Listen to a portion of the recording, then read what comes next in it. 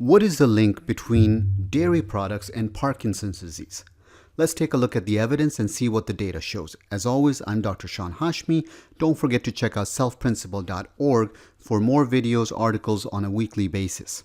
All right, here we go. So this is a really interesting study because it consists of two large studies with 80,000 and almost 50,000 people with a follow-up of 26 and 24 years. Not only did they look at those two studies, but they then did a meta-analysis where they combined the current data along with 3 previously studies to look at what is the risk not just between total dairy intake, but also milk in particular and Parkinson's disease.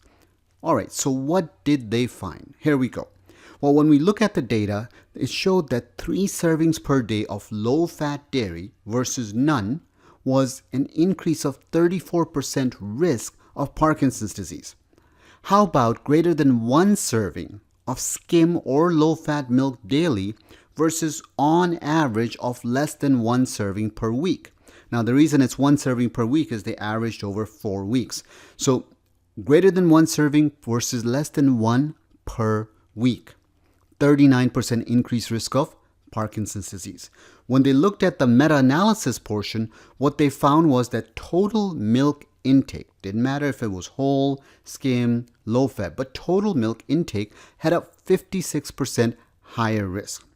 Now, before we get really concerned and give up on dairy altogether, you do have to understand a few things. First, this is a correlation study and not a causation study.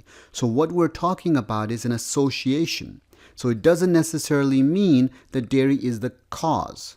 More studies, of course, need to be done, but there is caution behind this. Second, the overall risk in this was really small. How small? Only about 1% of the people actually develop Parkinson's disease over the period of 26 years. But here's why it's so important. Parkinson's disease also has an incidence that is quite small. So it's hard to find the occurrence of that disease, and that's where the concern lies. So is it possible that dairy may play a role? Well, now we have at least 5 or 6 studies over the years that have all pointed to the same thing, and that's starting to have some increasing amount of evidence. As always, I'm Dr. Sean.